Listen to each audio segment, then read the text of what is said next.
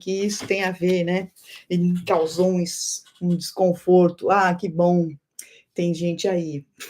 Que bom, Nazaré, que você mandou alguma mensagem. E aí, como foi o sonho, né? Eu fui chamada na casa de alguém para atender o bebê, e aí eu cheguei lá, atendi, achei que eles não estavam bem, mandei para o hospital, e liguei para um professor meu, um ex-professor meu também, pediatra, e ele foi, examinou a criança, e na hora que a gente foi medicar com uma injeção, é que a gente se deu conta de que não era um bebê real, e era um bebê reborn. E aquilo, a sensação no sonho que me veio foi de muita aflição. E eu fiquei pensando, mas por que que eu me incomodei com isso, né? Por que que causou essa sensação? E é disso que a gente vai falar um pouco sobre o que está por trás, né? Da gente se relacionar com bebês, bonecos, né? São bonecos muito semelhantes à realidade, mas são bonecos. Então, o que que faz um adulto brincar de boneca, né? E aí eu vou trazer através desse meu sonho, do que me incomodou. Por que que me incomodou? Né? Porque eu não estou aqui para julgar ninguém, nem dizer se está certo ou se está errado, para a gente compreender como que essa nossa máquina aqui cerebral funciona à luz do psicodrama, né, pessoal? Porque é a formação que eu tenho. Além da medicina, eu tenho uma formação em psicodrama, que é uma área da psicologia.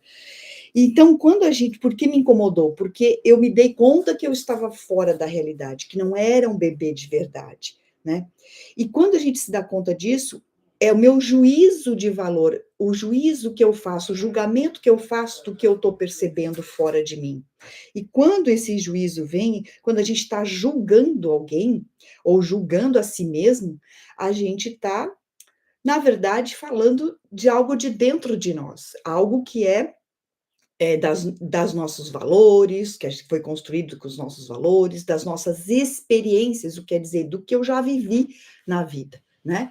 Então, essas experiências que a gente traz, os valores que a gente carrega, é algo que nos forma, que dá o conceito que a gente tem nosso, de identidade, quem eu sou, né? E quando eu me julgo, eu fico nessa avaliação do que está fora, o que está fora da realidade, o que é desproporcional à realidade. E quando a gente fala do psicodrama, e a gente vai avaliar algo que está desproporcional à realidade, que isso é um alerta para nós, é porque a gente vai ter uma sensação interna de uma insegurança. Boa tarde, Elisângela. Boa tarde, Josi. Nós estamos falando do bebê reborn que eu sonhei, que eu atendi hoje, essa noite. E eu sei porque que eu sonhei, porque eu assisti vídeos, né? Tá passando muito dessas coisas na internet. E eu sonhei muito por esse estímulo cerebral do que eu estava assistindo. Mas esse incômodo que ficou para mim foi o que me fez refletir e querer falar disso aqui também, né? De entender como que a nossa mente, e não para julgar quem se relaciona com os bebês, não, mas para a gente entender o que está por trás dessa relação do ser humano com algo que é fictício, algo que é fantasioso, algo que é irreal, que é um brinquedo, que é uma boneca, né? Por que que um adulto vai se relacionar com uma boneca? E aí eu estou falando que quando a gente faz um juízo, um julgamento de si mesmo, a gente está avaliando áreas do nosso psiquismo e sensações. Então, tipo assim, a luz do psicodrama, né, que é a minha formação. O ser humano, quando tem uma sensação de vazio interno, sabe aquela sensação de que algo está me faltando? Quem já não sentiu isso em algum momento da sua vida, da sua experiência durante a vida, da sua vivência na vida, de estar existindo aqui, né? Então, essa sensação basal de insegurança que a gente tem, às vezes uma sensação de vazio, algo está me faltando, eu não me sinto inteira, tem algo faltando em mim. Ou uma sensação de medo, né? E ainda uma perda da nossa identidade, de quem eu sou. Então, nós, seres humanos, a gente tem muito medo dessas 4 coisas que eu falei aqui, que é o que o psicodrama fala, né?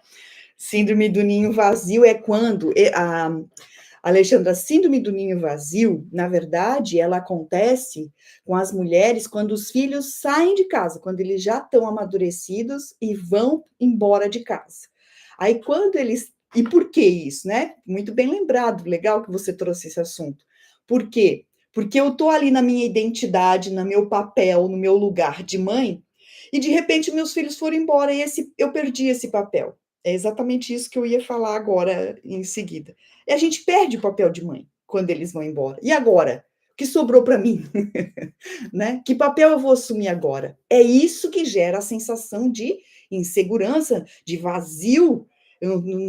Meus filhos foram, agora eu vou preencher esse espaço com o quê? Eu só sabia ser mãe. E agora eu vou ser o quê? Que papel eu vou ocupar? Que lugar eu vou ocupar? Tá vendo que tem a ver com a nossa existência? Olá, Conceição, Marli, olá. Então, olha só, a vida, ela é plena quando a gente consegue transitar entre os vários papéis que a gente ocupa na nossa vida. Então, eu tenho meu papel de mãe, eu tenho meu papel de mulher, eu tenho meu papel profissional, onde eu sou pediatra, eu tenho meu papel de professora, onde eu ensino os alunos, eu tenho meu papel de filha, né? Eu tenho os meus pais. Então, eu ocupo todos esses papéis e isso preenche quem eu sou. Isso me dá uma identidade, né? Então, eu sou uma pessoa que gosto muito de estar no mar, isso vai criando a minha identidade, quem eu sou, a minha personalidade, percebe? E ocupar o papel de mulher, de mãe, exige o quê? Exige responsabilidade, assumir responsabilidades. E quando eu não cresci, eu não amadureci o suficiente, eu acho que eu não dou conta de cuidar de um bebê real, é mais fácil eu cuidar de um bebê fictício, né? Por quê? Porque se eu errar, eu não vou estar causando mal para ninguém, né?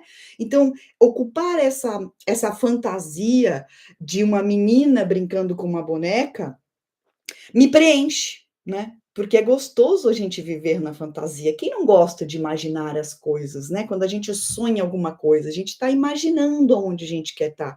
Então, qual é o ser humano na face da Terra que não sonha, que não imagina, que já não viveu fantasias, né? A gente vive fantasias no mundo íntimo, né? Então, viver fantasias não é o problema, não é o que está ruim. Qual é o sinal de alerta? O sinal de alerta para nós, ser humano, é quando a gente recorre à fantasia para se sentir bem, né? Eu só me sinto bem se eu viver na fantasia.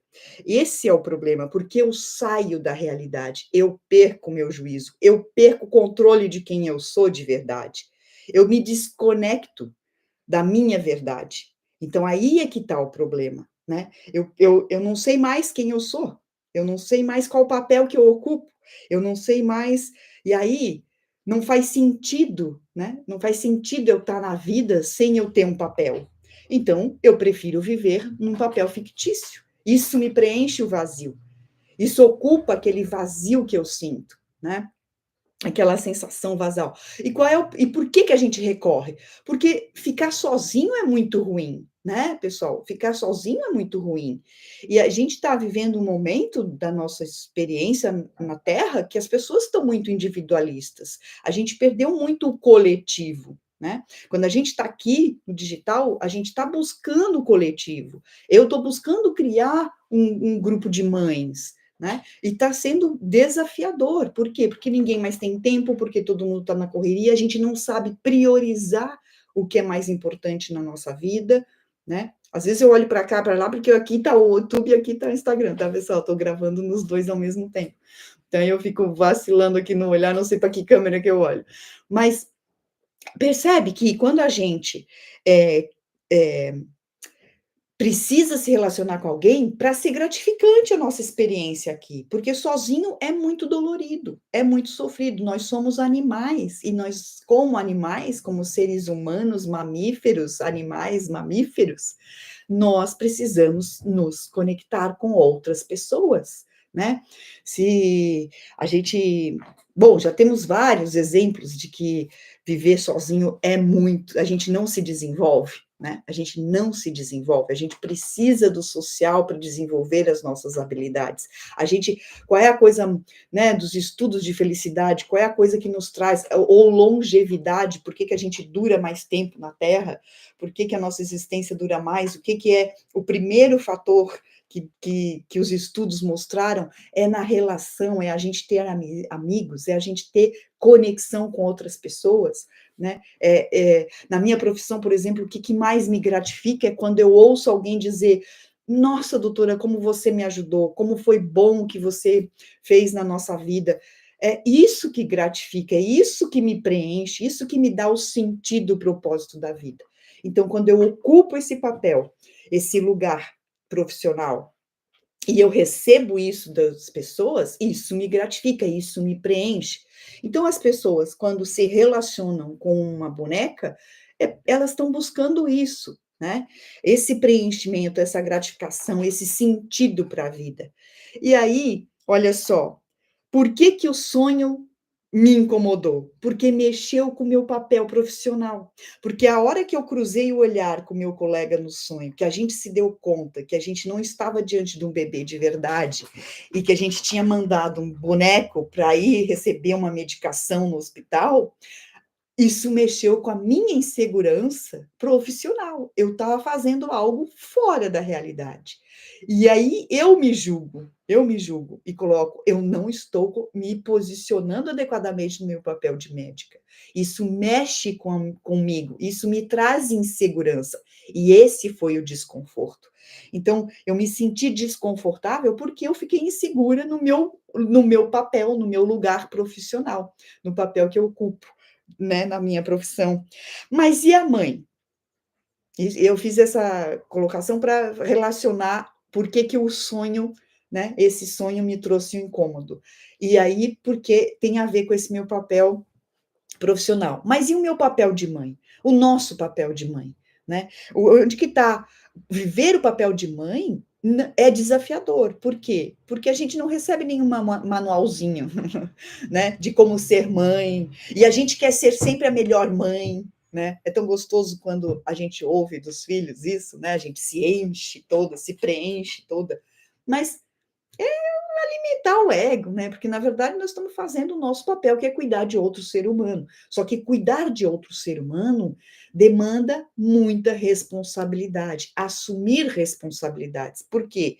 Porque se eu não cuidar direito daquele ser, o ser humano é esses dias eu ouvi um colega falando, nessa, nós somos os únicos animais que a gente depende para não morrer no início da vida, né? Porque os outros animais, dependemos muito tempo, né? Do outro, da mãe, cuidando, que senão a gente morre, né? Se ninguém cuidar do bebezinho, a gente morre. Então, nós diferimos dos outros animais, que o tempo é bem menor, né? Que eles saem a caçar, saia buscar comida sozinho, né? Se alimentar, se nutrir para poder se desenvolver. E nós não. Então, eu estou olhando aqui minhas anotações, porque eu tive que organizar minhas ideias, eu tive que pensar no meu sonho, né? Assim, eu tive que fazer análise do meu sonho.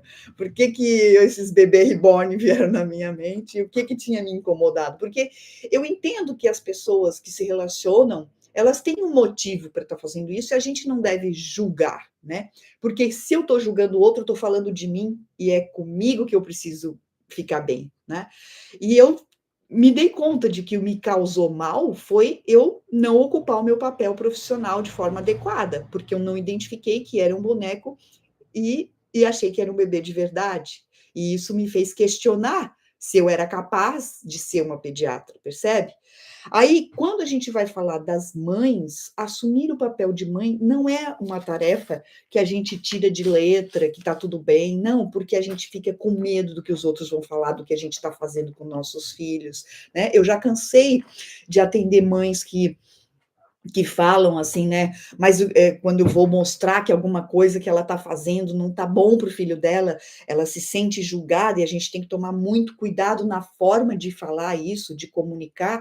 Então, para ela não se sentir julgada, né? Quando a gente vai dizer, ah, não é legal que você sei lá, tá dando tantos ml da mamadeira e é melhor que seja menos, porque ela desconhecia isso, né? Porque as mães querem alimentar o filho, então quanto mais o bebê mama, melhor. Mas existe uma quantidade própria para o estômagozinho do peso da criança naquele momento. E a mãe não sabe disso porque ela não fez a faculdade de medicina para saber isso, quanto que cabe de leite no estômago do bebê, né? Então ela vai no pediatra justamente para a gente orientar essas coisas e como que é esperado que o filho dela se desenvolva. Mas quando a gente vai mostrar algo, calma aí que eu pulei a segunda página aqui da minha folha, eu tenho uma sequência. Quando a gente vai mostrar algo para a mãe, a gente tem que tomar esse cuidado, né? Dela não se sentir julgada, né? Boa tarde, boa tarde. Então, esse papel de mãe, né? Não vem com manual, não vem com manual, e a gente se sente cobrada, pressionada, querendo não errar, ser a mãe perfeita. E se eu estou diante de um bebê fictício, essas coisas diminuem a minha angústia, percebe? Diminui a minha angústia. Mas qual é o problema da gente viver num mundo irreal, na fantasia, né, na imaginação? A gente perde quem a gente é de verdade. A gente se desconecta da gente mesmo. E para finalizar, a gente precisa entender que o nosso cérebro, ele não tem limites. Ele precisa de limites, né? O nosso cérebro é de infinitas possibilidades. A gente tem várias pessoas aí na internet falando de cocriação, você pode cocriar. Então, imagina infinitas possibilidades que o nosso cérebro é capaz. Então, quando a gente entende que existem infinitas possibilidades e que é importante a gente dar limite para o nosso cérebro, o que eu quero trazer aqui é algo que eu acho que muitas pessoas fazem confusão, que é assim, quando é dizer que quando eu tenho um transtorno mental, eu não estou falando que existe uma doença. Então é muito importante que a gente saiba separar o conceito de doença e o conceito de transtorno, porque doença a gente busca cura. Pelo menos a gente busca melhorar aquela doença, né? A gente busca curar, é esse termo que a gente usa. Mas, quando a gente fala de transtorno, eu não tenho cura para transtorno, porque não é uma doença. Transtorno faz parte de mim. Isso é muito importante, para que a gente aprenda a não julgar os outros, porque transtorno faz parte de quem a gente é. E por que faz parte do que a gente é? Porque quando é um transtorno, a gente diz o quê? Eu tenho características da minha personalidade, de quem eu sou. E essas minhas características, todo ser humano tem. Por exemplo, eu sou uma pessoa que tenho medo de não dar conta das coisas, ou eu tenho vergonha de falar em público, porque eu tenho medo de fazer alguma coisa errada e os outros me julgarem e me acharem burra. São características minhas, são pensamentos que passam na minha cabeça. Todo mundo é assim? Não. Cada um tem as suas características. Quando que essas características que fazem parte de mim são um transtorno, passa a ser um transtorno, e aí é muito importante que a gente entenda que o transtorno, ele é parte, ele não é quem eu sou. Então, é muito ruim quando as pessoas, principalmente as mães, né, que eu vejo aqui, que elas têm um filho com algum transtorno, falar, meu filho tem transtorno de tal coisa, tem transtorno de déficit de atenção, é um transtorno desafiador, ela tem transtorno de ansiedade. Pera lá, o seu filho é muito mais que isso. Então, olhar para ele como o transtorno é totalmente ruim, tanto para você como mãe, quanto para o seu filho, porque isso gera tensão, cobrança, e aí é que as coisas desandam de vez. Então, é clareza do que é transtorno. Clareza. O que é transtorno? Transtorno não é doença. Ponto. Primeira coisa. Se não é doença, não tem cura. Não preciso buscar cura nenhuma. O que eu preciso? Identificar as características que fazem parte de mim, e aí vem o pulo do gato. A dica, a estratégia de ouro, né? Que eu acho que é isso que eu fico aqui sempre repetindo, que é só é transtorno. Quais são os critérios que eu acho mais claros e mais simples, né? Porque a gente não vai estudar o DSM-5, que é os critérios dos psiquiatras. Fica mais claro quando a gente tem esses 3 aqui que eu vou dizer agora, que é, quando essa característica ela é intensa na minha vida, ela é frequente na minha vida e ela prejudica a minha qualidade de vida. Então, essas características que eu tenho estão me prejudicando nos meus relacionamentos sociais, estão sendo muito intensa na minha vida, essa sensação que eu tenho, né? Essa falta de sentido que eu tenho na vida, essa falta de confiança, a falta de amparo das pessoas, as pessoas me acolherem. Isso está sendo tão intenso na minha vida que está causando prejuízo nas minhas relações e eu preciso recorrer a algo fictício, irreal, desproporcional à realidade? Essa é a pergunta. Por quê?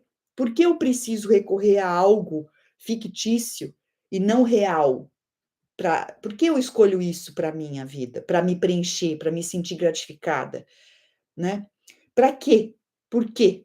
E é claro que as respostas são individuais, são para cada um, mas se isso está muito intenso, muito frequente e que me causando prejuízo nas minhas relações, isso precisa ser olhado com cuidado, isso precisa de ajuda, precisa de amparo, né? A gente precisa parar de julgar as pessoas e entendê-las no sentido de o que está por trás desse comportamento.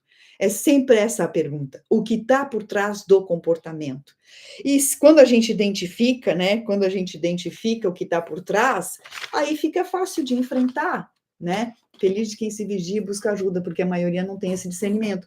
Sim, exatamente. A gente precisa se autoavaliar, se autoconhecer, para isso que existe, né? Então, eu vou botar aqui o que todo ser humano, quando, né, a gente tem essa sensação basal de vazio, de medo, insegurança, medo de ter uma perda parcial da identidade, de saber quem a gente é, quem somos, né? E quais os nossos papéis, quais os papéis, qual o lugar no mundo que eu ocupo, quais os lugares eu quero ocupar e eu dou conta de ocupar, e eu me sinto capaz de ocupar. E por quê? E aí, qual o link do bebê, né? Reborn, existe adolescentes, né? Existem também adolescentes, crianças, fictícias, irreais, bonecos. E a pergunta que a gente precisa se fazer é: a adolescência é pior. Na adolescência é pior, né? É pior, porque a gente muda a chavinha da realidade e a gente precisa se comportar de forma diferente com os adolescentes, porque eles também estão se transformando e a segurança deles vem de nós adultas. Então, se você não está se comportando como uma pessoa madura, adulta, se sentindo inteira, completa, faz sentido para você a sua existência nos papéis que você ocupa, busca ajuda, né? Busca ajuda, não vai para o mundo irreal, não vai para a coisa desproporcional à realidade. Isso não tem sustentação, isso não vai te levar a ficar bem por muito tempo, beleza? Então, me conta aí se fez sentido, se faz sentido esse assunto para você, se eu consegui ser clara né, nas minhas colocações, o porquê que o sonho me incomodou tanto, né? Porque eu não estou aqui, o meu objetivo não é julgar as pessoas, mas é trazer clareza para que as pessoas possam entender o que está acontecendo por trás desse comportamento e buscar soluções para a sua vida, para a sua existência, buscar o amparo, a confiança, a segurança, o acolhimento que você precisa, né? Buscar o coletivo, né, pessoal? Buscar nas pessoas essa relação, esse relacionamento. Fez sentido, Juliana, Luciana, Andressa, que estão aí para mim? Faz sentido para vocês? Bom, quem não estava aqui no Instagram, tem a live no YouTube, ela fica salva, você pode assistir lá depois, botar no acelerado, 1.5, eu só consigo no 1.5, no 2 eu não consigo. Mas assista mais rapidamente, em relação às mães newborns e as mães de pets. Não, porque os pets, eles são reais, sabe? Os pets são animais reais, a gente não está fora da realidade, né? E quando você se relaciona com um animal, existe troca. Com um bebê reborn, que é de plástico, que pode ser o mais parecido com a realidade, não existe troca na relação. É muito diferente, Nazaré. É muito diferente, né? Então, eu não sei se você já conviveu com algum pet, né? Com um cachorrinho, com um gatinho, mas existe uma relação. E quer saber, ó, crianças que têm um déficit intelectual severo, o comportamento dessas crianças, como a gente se relaciona com elas, tem muita semelhança com o animal. Por quê? Porque essas crianças não são verbais, elas não falam, mas a gente compreende, a gente troca, a gente ama, né? A gente consegue desenvolver amor. Eu achava que a fase da adolescência era difícil, mas a crise dos 30 e 40 é terrível. Crise de identidade, quem eu sou, onde me encaixo nessa sociedade. Então, você deve estar passando pelo que o que alguém falou ali, né? Saiu todo mundo da sua casa, você está meio sozinha, mas ressignifica. Começa a olhar para as coisas que você se identifica de novo, né? Aonde que te preenche, qual é o papel, qual é o lugar no mundo que você gostaria de ocupar, que te faz sentido. Eu, por exemplo, eu estou há 4 anos aqui no digital. Há 4 anos atrás, eu estava muito desconfortável de atender lá no meu trabalho e ajudar 1, 2 adolescentes, 3 no dia, ou 6, do que era o que eu fazia de atendimento, e ficar vendo a angústia das mães e não poder ajudar mais. Eu comecei a ocupar esse papel no digital e eu tive que desenvolver muitas habilidades para poder estar aqui, né? Hoje eu já me sinto mais confortável, já consigo falar à vontade, eu rabisco meus roteiros, eu não preciso mais ficar escrevendo antes, né? 2, 3 dias antes, como eu fazia, já é muito mais tranquilo. Então, e me sinto muito bem ocupando esse papel agora. E isso me preenche quando eu ouço que eu estou ajudando as pessoas, quando as pessoas me mandam direct e falam se estão, né, aproveitando do conteúdo, se isso está realmente ajudando. Então, pergunta, né? Volta a se perguntar. Estávamos caminhando e falávamos sobre isso, parece que perdemos nossa identidade. Mas existe isso, é crise existencial mesmo, né? É o nosso sentido de vida, que valor eu tenho nesse mundo, o que eu vou contribuir nessa existência, né? Então, se faça essas perguntas mesmo, porque elas existem para todo mundo, essas sensações existem para todo ser humano. Agora, o que a gente não pode é recorrer à fantasia, à imaginação para preencher essa falta, né? 41 anos, não é fácil chegar nos 40, não. Eu já estou nos 55, fiz a semana passada, hoje está fazendo uma semana que eu completei 55, mas já passei dos 40, eu também tive bastante dificuldade nos 40, principalmente porque com 40 e poucos, eu entrei naquela fase da pré-menopausa, que chama, né? E a gente sofre mesmo, faz parte da existência, faz parte da existência, né? Mas procurem apoio, acolhimento, procura pessoas que possam te ajudar, porque é muito bom estar aqui, é muito bom, vale a pena, a vida vale a pena. Beleza? Espero que tenham gostado e a gente se vê na próxima semana.